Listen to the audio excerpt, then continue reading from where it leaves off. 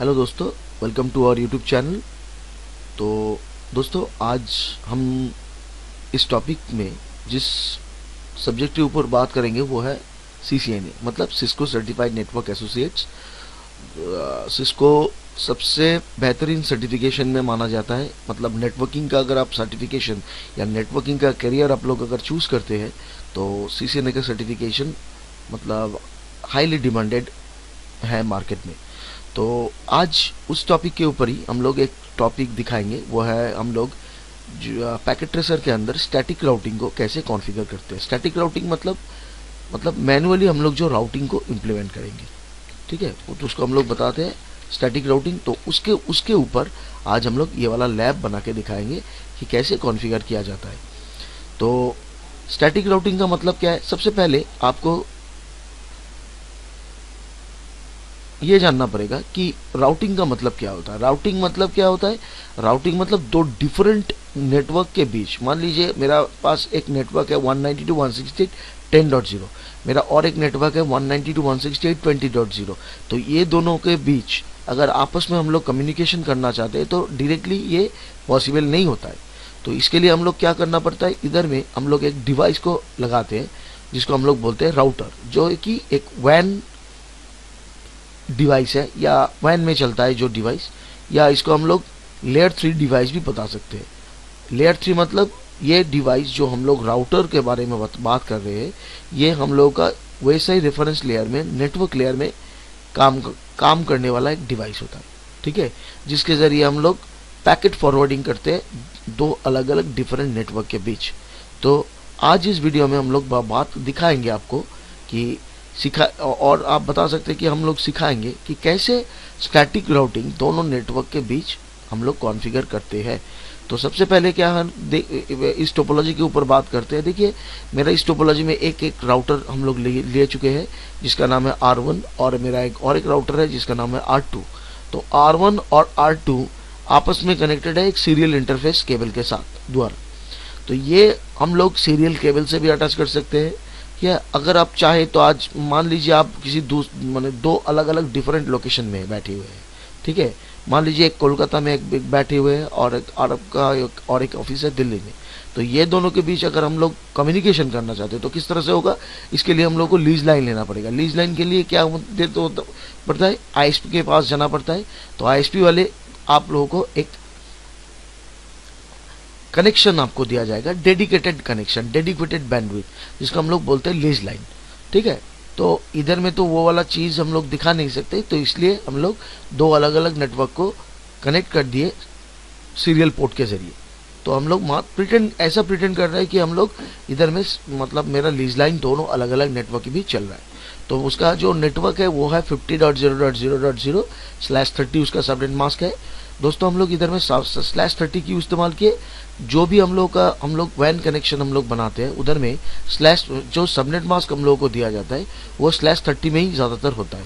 /30 का मतलब है 255.255.255.252। ये जो सबनेट मास्क होता है ये /30 में आता है, ठीक है। अगर आपको सबनेटिंग के बारे में थोड़ा बहुत जानकारी है तो आपको पता चल जाएगा कि किस तरह से हम लोग मतलब /30 को हम लोग राउटर के अंदर देते हैं, ठीक है। तो चलिए दोस्तों, हम लोग शुरू करते हैं हम लोग लैब। तो लैब शुरू करने से पहले हम लोग क्या करना पड़ेगा, राउटर 1 का जो कंसोल है इसको ओपन करना पड़ेगा, CLI। तो सबसे पहले हम लोग राउटर 1 को कॉन्फ़िगर करेंगे। तो देखिए, पहले जब भी हम लोग राउटर 1 को ओपन किए, इधर में एक ऑप्शन आ रहा है येस और नो। तो इधर में नो करके हम लोग राउटर का कंसोल में घुस गए। अभी कॉन्फ़िगर करना पड़ेगा। सबसे पहले क्या करना, इनेबल कॉन्फ़िग T। तो सबसे पहले हम लोग सीरियल पोर्ट को कॉन्फ़िगर कर लेते हैं। सीरियल पोर्ट कॉन्फ़िगर करने का कमांड है इंटरफेस SE0/1। उसका IP एड्रेस है 50.0.0.1 255.255.255.252, बिकॉज उसका सबनेट मास्क रेंज है /32, ठीक है।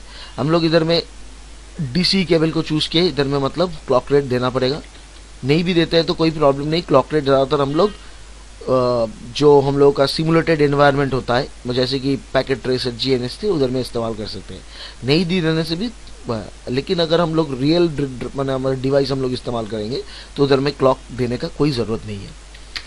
क्योंकि हम लोग के साथ हम लोग जो कनेक्शन, हम लोग जो लीज लाइन के बारे में आप लोगों को बताए, तो उधर में एक मॉडेम दिया जाता है V.35 मॉडेम, तो वो मॉडेम ही क्लॉक ऑटोमेटिक जनरेट करता है। तो लेकिन इधर में हम लोग वो वाला चीज़ नहीं कर सकते, नहीं दिखा सकते, इसलिए हम लोग क्लॉक रेट मैनुअली इधर में मेंशन कर रहे हैं। 64,000 क्लॉक रेट दे दिए। उसके बाद नो शट मतलब पोर्ट ऑफ करने के लिए, लेकिन फिर भी डाउन है क्योंकि मेरा दूसरा वाला जो राउटर का इंटरफेस है वो अभी तक कॉन्फ़िगर नहीं किया गया है। तो उसके बाद वो जब कॉन्फ़िगर हो जाएगा तो ये ग्रीन हो जाएगा। उसके बाद हम लोग ये वाला जो राउटर है इसका नीचे का जो इंटरफेस है मतलब FA0/0 इसको कॉन्फ़िगर करते हैं, और इसका IP एड्रेस है 192.168.10.1। ये हम लोग का जो लैन सेगमेंट चल रहा है उसका गेटवे हो जाएगा। नो शट, देखिए मेरा पोर्ट ऑफ हो गया। अब इधर से एक एग्जिट मार लेते हैं। अभी फिर से हम लोग क्या करेंगे, दूसरा वाला जो राउटर है उधर का CLI में हम लोग जाएंगे। तो चलिए CLI में चले गए। इधर में भी no enable config t interface AC0/1 IP address 50.0.0.2 255.255.255.252। इधर में क्लॉक रेट देने का ज़रूरत नहीं है क्योंकि ये DT इंटरफेस है। नो शट, देखिए मेरा पोर्ट ऑफ हो गया। अभी नीचे का जो पोर्ट है वो भी कॉन्फ़िगर कर लेना पड़ेगा। इंटरफेस FA0/0 IP एड्रेस, इधर का IP एड्रेस है 192.20.255.255.255.0। उसके बाद नो शट, ये मेरा कॉन्फ़िगर हो गया। अभी कॉन्फ़िगर हो जाने के बाद हम लोग सबसे पहले क्या करेंगे, इधर में राउटिंग को इम्प्लीमेंट कर देते हैं। तो पहले वाला राउटर 1 ये इधर में देखिए राउटर 0 दिखा रहा है, तो पैकेट ट्रेसर को है। तो अगर इसको हम लोग राउटर 1 भी बुला सकते हैं, तो चलिए इसका नाम भी चेंज कर देते हैं। इसका नाम चेंज करने के लिए फर्स्ट नेम हम लोग कर देते हैं राउटर 1, और दूसरा वाला जो मेरा राउटर है उसका कंसोल में जाके राउटर 2।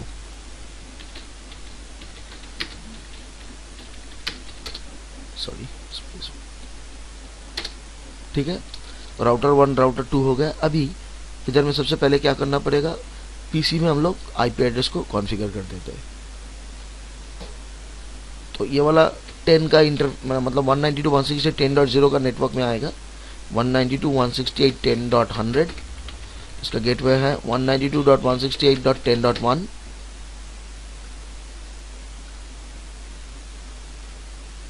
इसका दे देता है 192.168.10.200। इसका भी गेटवे 192.168.10.1।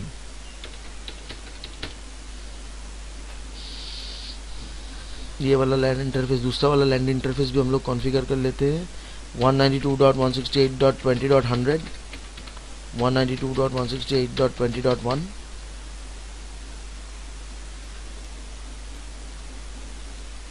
192.168.20.200 192.168.20.1। तो मेरा सब कुछ कॉन्फ़िगरेशन हो गया। अभी सिर्फ राउटिंग बाकी है। तो स्विच में कोई कॉन्फ़िगरेशन करने का ज़रूरत नहीं है। इधर में हम लोग स्विच को प्लग एंड प्ले करके इस्तेमाल किए। तो सबसे पहले राउटर 1 में जाकर अगर स्टैटिक राउटिंग को कॉन्फ़िगर करना है तो क्या करना पड़ेगा, राउटर 1 में जाते हैं। इधर में एक कमांड हम लोग को चलाना पड़ेगा, वो है IP राउट जो कमांड है उसके ज़रिए।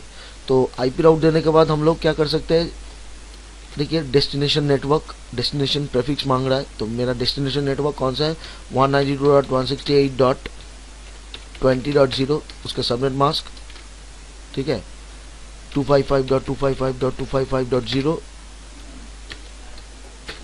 और उसके बाद हम लोग क्या देंगे, उसके बाद हम लोग कॉन्फ़िगर करेंगे मेरा नेक्स्ट हॉप, ठीक है। तो मेरा नेक्स्ट हॉप एड्रेस है 50.0.0.2,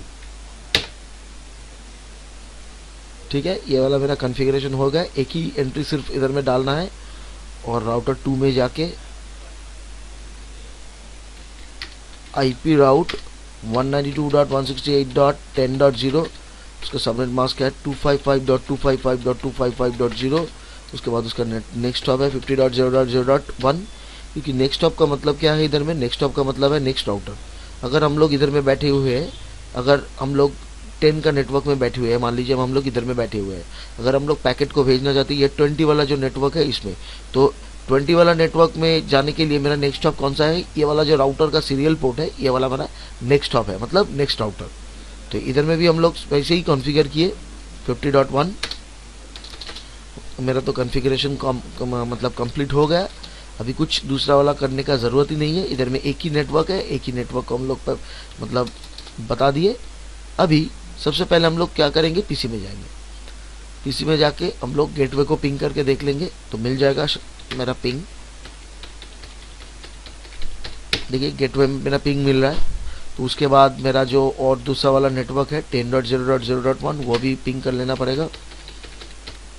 मतलब ये वाला मेरा सीरियल इंटरफेस 50.0.0.1 सॉरी, देखिए मिल रहा है। अभी 50.0.0.2 को हम लोग पिंग चलाएंगे, मेरा जो कि मेरा नेक्स्ट हॉप एड्रेस है, सॉरी 50.0.0.2। देखिए मेरा पिंग मिल रहा है, तो मेरा पैकेट इधर से उधर में जा रहा है। तो इस तरह से हम लोग राउटिंग को कॉन्फ़िगर करते हैं, ठीक है। तो उसके बाद मेरा नेक्स्ट एड्रेस क्या है 20.1 192.168.20.1। देखिए मुझे रिप्लाई मिल रहा है, ठीक है। मेरा जो दूसरा राउटर का जो गेटवे है उधर से, और हम लोग अभी पिंग करेंगे मेरा जो पीसी है अंदर 20.0 के नेटवर्क के अंदर में जो पीसी है वो पीसी को। तो उसके लिए 192.168.20.100। तो पहला वाला पिंग जो हम लोग करेंगे वो ARP पैकेट के लिए ड्रॉप हो जाएगा, मतलब ARP टेबल बननेगा, उसके बाद ही जाके उसको रिप्लाई मिलेगा। देखिए इधर में मेरा पहला वाला पिंग क्या हुआ, रिक्वेस्ट RTO दिया। RTO क्यों दिया, मेरा ARP टेबल नहीं था, तो ARP टेबल हम लोग मतलब तैयार किए, उसके बाद मुझे पिंग मिल रहा है। तो अभी 20.200 को भी पिंग करके देख लेते हैं, ठीक है। इधर में भी ऐसा ही होगा, पहला वाला जो पिंग है वो पैकेट लॉस हो जाएगा, उसके बाद सभी इंफॉर्मेशन मेरे आ जाए। तो इस तरह से हम लोग स्टैटिक राउटिंग को कॉन्फ़िगर करते हैं। दूसरा वाला जो नेटवर्क है उधर में भी जाके हम लोग चेक करके देख सकते हैं। हम लोग डायरेक्टली जो पिंग करेंगे 10.100 को, देखिए मिल रहा है मुझे, ठीक है। इधर में कोई पैकेट ड्रॉप नहीं हुआ क्योंकि मेरा ARP टेबल है वो पहले से ही बन गया है, इसलिए। तो इधर में भी जाके क्या करना पड़ेगा, पिंग स्पेस 192.168.10.200। चलिए देख लेते हैं।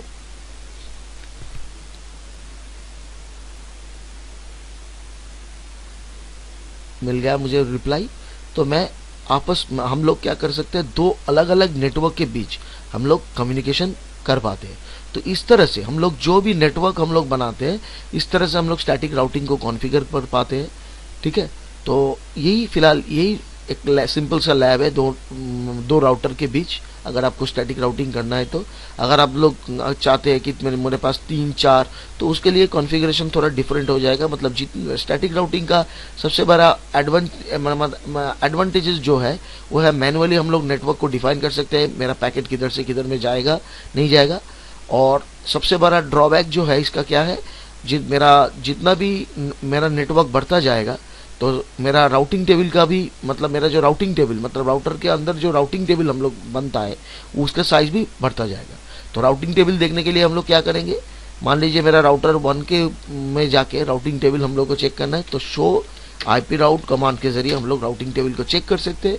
देखिए इधर में एक स्टैटिक रूट आ रहा है SC, मतलब इधर में डायरेक्टली कनेक्टेड नेटवर्क, और S मतलब ये एक स्टैटिक रूट आ रहा है मेरे पास, देखिए 20.0, ठीक है, वाया 50.0.0.2। 1 मतलब क्या है, इसका एडमिनिस्ट्रेटिव डिस्टेंस, और इसका मैट्रिक है 0, ठीक है। इसके बारे में हम लोग बाद में बात करेंगे।